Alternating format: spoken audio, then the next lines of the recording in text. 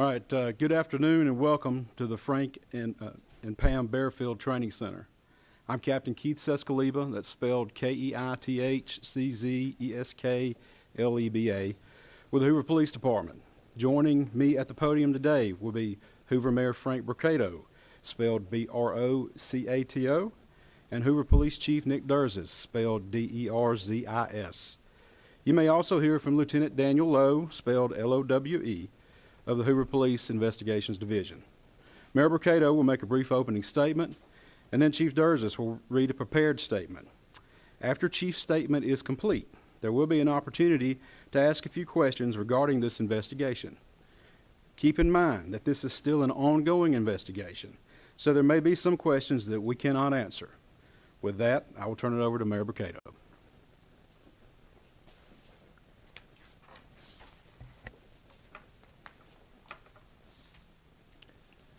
Thank you and good afternoon for you all coming today. You know, 6 days ago our community learned about the disappearance of Carlee Russell, and it sent fear and pandemonium not just through our city but the entire state and the nation as well.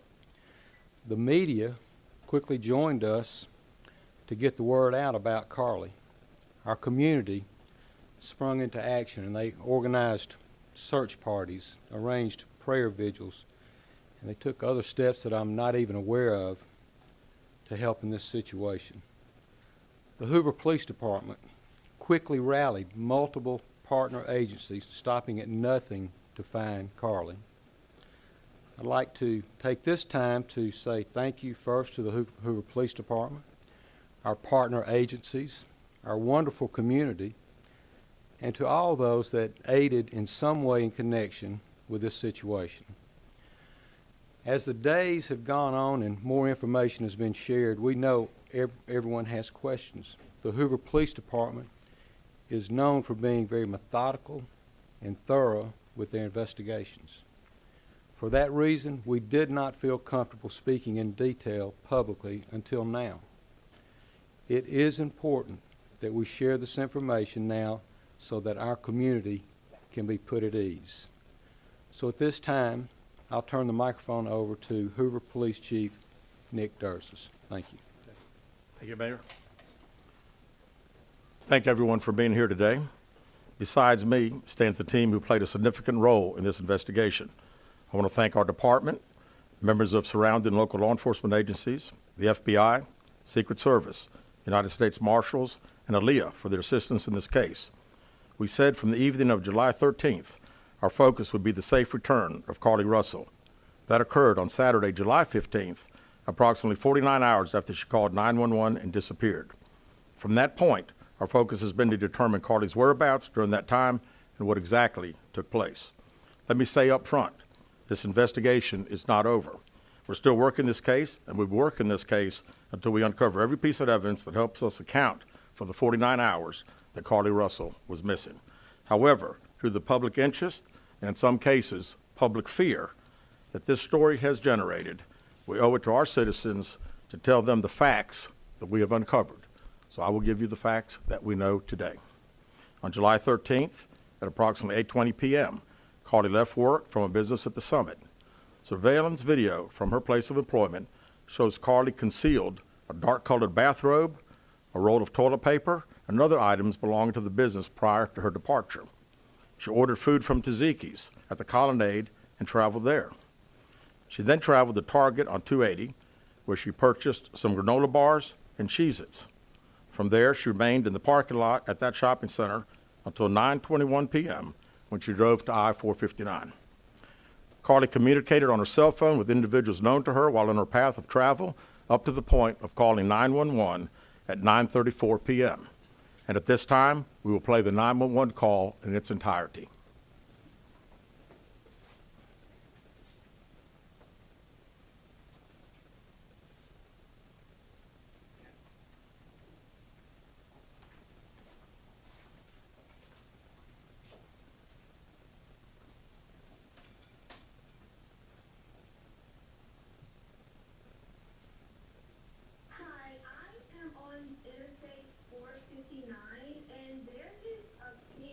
Walking by themselves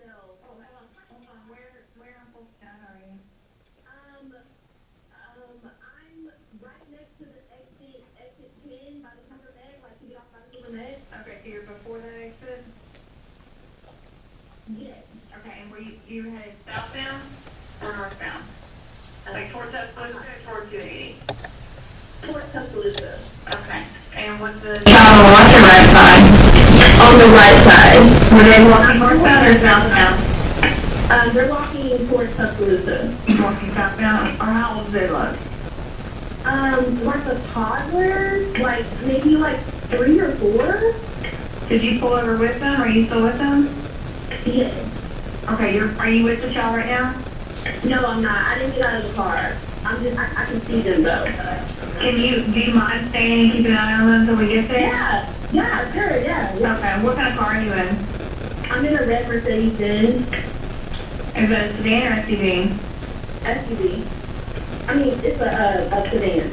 Sorry. Can you put your hazards on for me? Yeah, they're on. Okay. Did you talk to the child at all, or did you say anything to them? No. Okay. No. Do they look like they're injured? No, they don't. Are they white, black, Hispanic, or Asian? They're white. Okay. Is it male or female? I think it's a boy, a little boy. White male? Okay. So is he wearing clothes? Yes. Okay. What is he wearing? It's a white t-shirt, and it doesn't look like he has any pants on. It looks like a diaper. And you don't see any cars anywhere? No, no cars anywhere.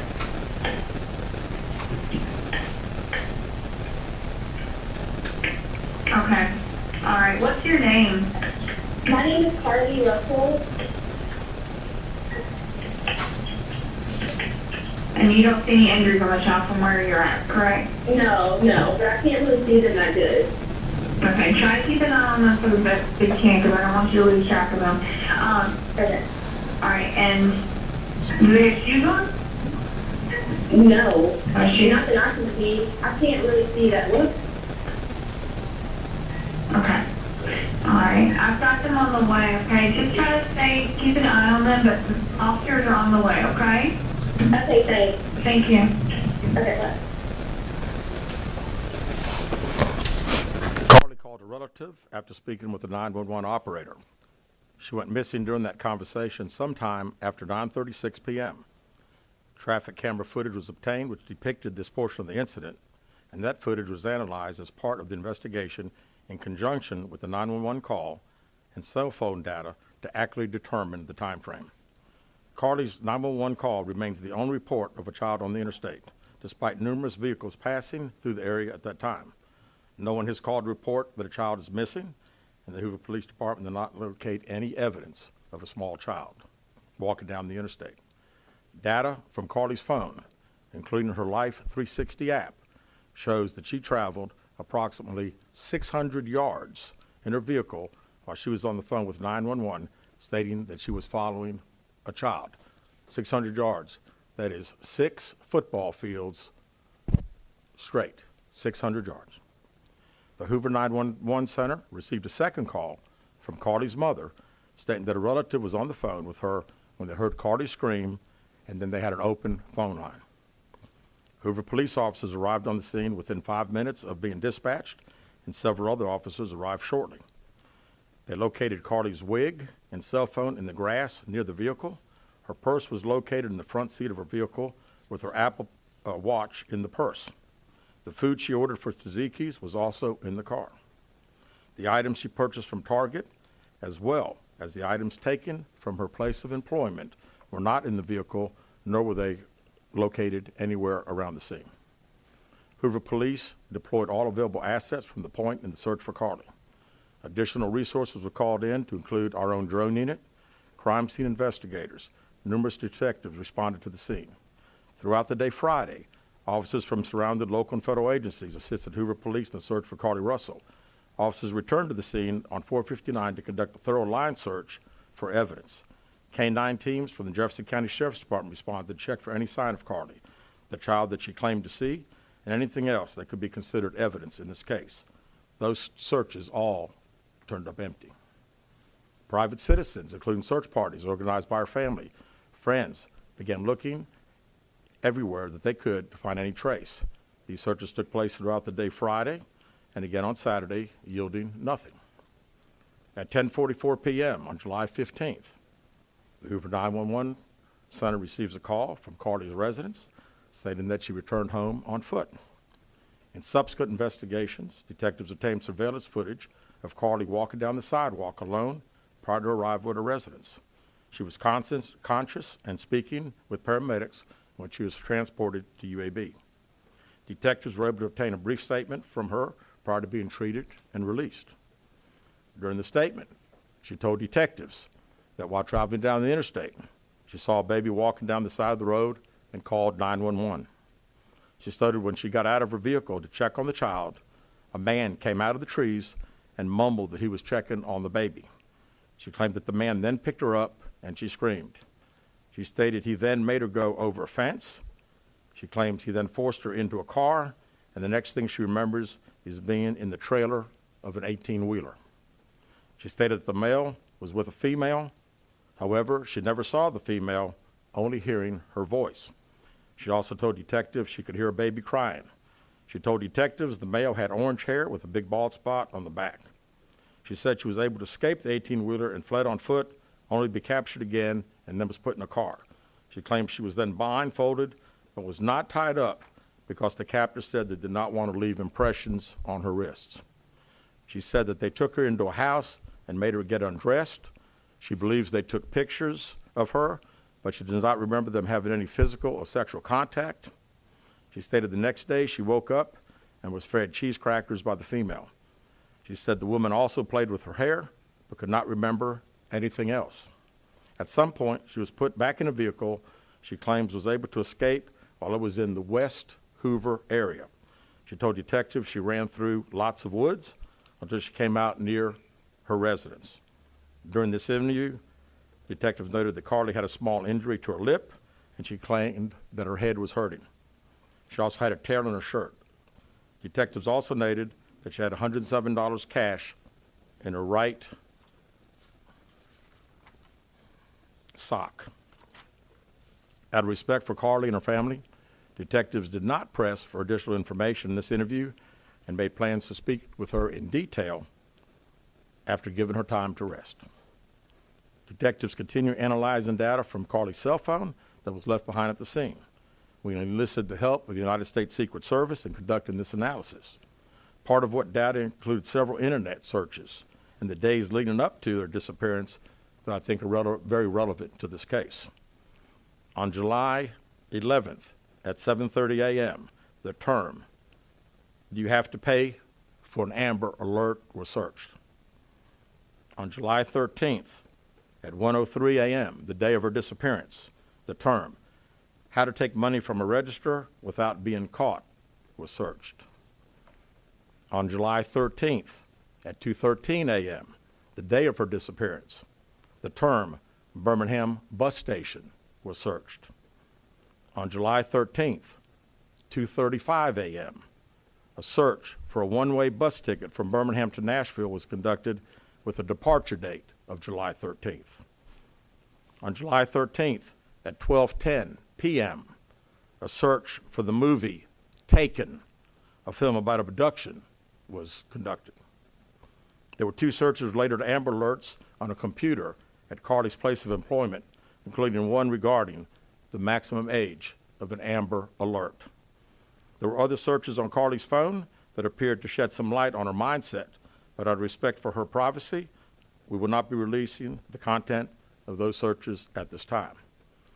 We've asked to interview Carlee a second time, but have not been granted that request. As you can see, there are many questions left to be answered, but only Carlee can provide those answers.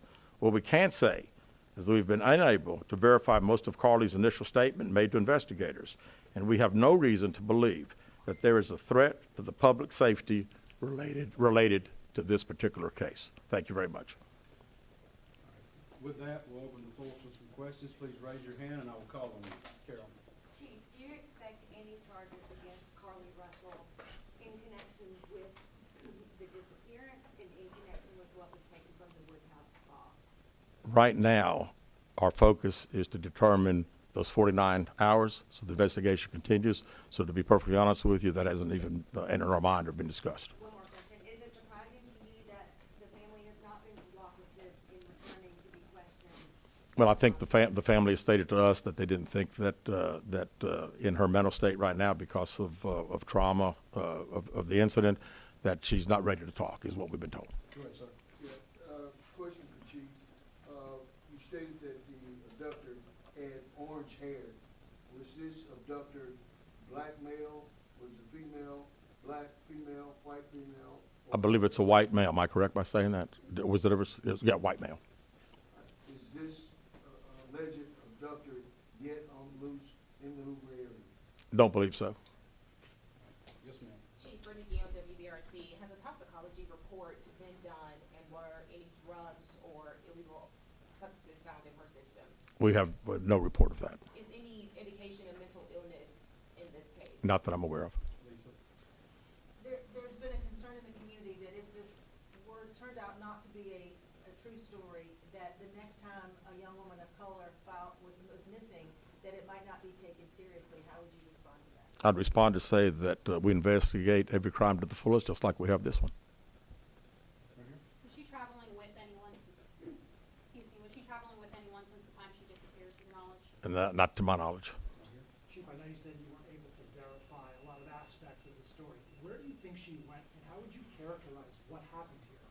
You know, that's the $100 question. You know, we pretty much know exactly what took place from the time she left work until she got on the 911 call, and we can see getting out of the car on the interstate from that footage. And after that, I think she only knows. We don't know. Well, one quick follow-up. Her parents. Did you speak with Carlee's parents, and why do you think it is they were so adamant that there was an abductor?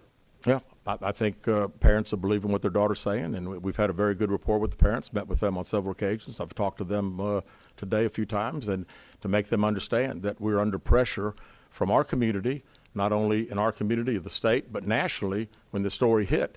And I just wanted them to understand that today we were going to have a press conference, and what we were going to detail today are facts. And everything that I've told you today is actual facts. It's not innuendos. It's not what I think. It's not what these detectives think.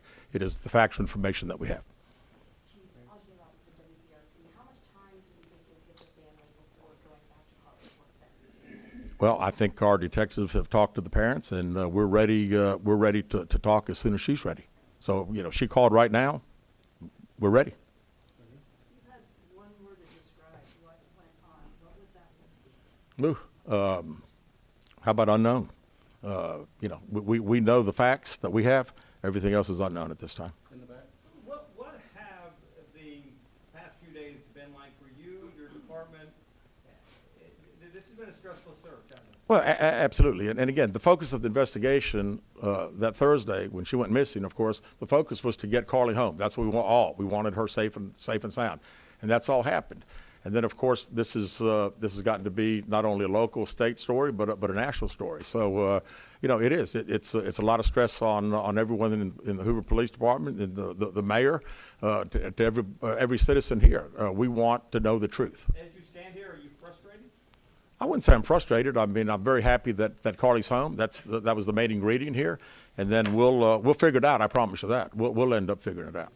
Any idea about the number of manpower hours or the expense of the drones and all the rest of the search that might have cost the city and state and federal government? Yeah, we haven't had time to consider that, but it's you know, again, these detectives that are here, this is just a small group of people that have been associated with this case.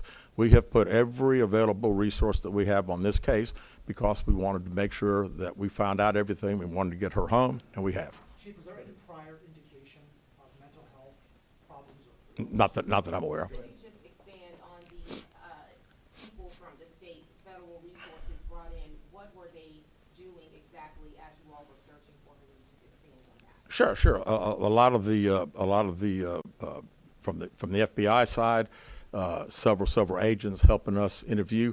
I mean, as you well know, in a case like this, especially when it goes national, we got hundreds and hundreds of calls. And when you get those calls, some of them may just be outlandish, but you've got to follow up on them because you never know that you may get that one tidbit.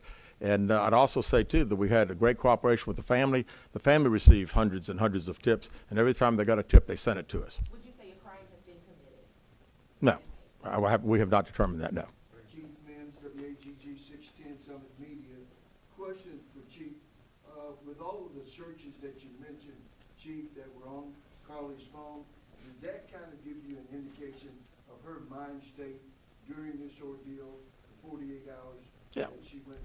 Well, again, we want to talk in facts, and I do think it's highly unusual to the day that someone gets kidnapped, that 7 hours, 8 hours before that they're searching the internet, Googling the movie Taken about an abduction. I find that very very strange. Yes.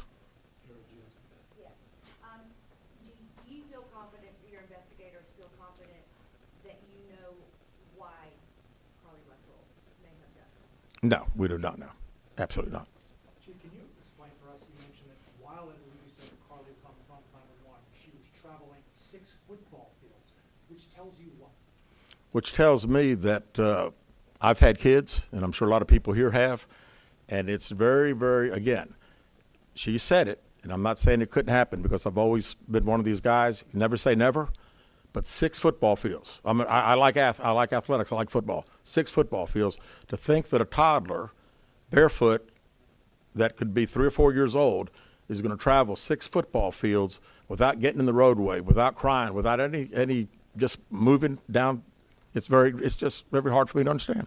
Chief, have you used any technology to enhance that video from 459, and did you see a man grab her? We did not see, from what we can tell, we don't see anybody on the interstate other than her car and then someone getting out of her driver's side. We have sent that off to the FBI for enhancement. It has not been returned. Do you think in this case that charges will be forthcoming towards Carlee Russell, and how serious of a crime is it to not only fabricate a 911 call, but to lie to law enforcement during an investigation? Well, again, that's not something that we've been discussed since we're going through the still investigation. But, people have to understand that when someone says something like this, we put every available resource. Everybody comes together from, like I say, state, local, federal. It's just a lot of work, and the gentleman earlier said frustrated. I mean, it is a little frustrating to think that all this has been done and we can't find anything out. Did anyone see her calling in from the side of the road when she made that 911 call? No, not to my knowledge. All right, last question here. Is this investigation held up until you can speak once again to Carlee Russell? Well, there's a few things that we're still doing, but obviously we want to talk to Carlee as soon as we can and do an in-depth interview. And at that time, I think we'll have these investigators doing some other things. So That's all the questions we're going to answer today. We appreciate you guys coming, and we'll be following up with y'all later. Thank you so much. Thank you for your time, Chief. Thank you.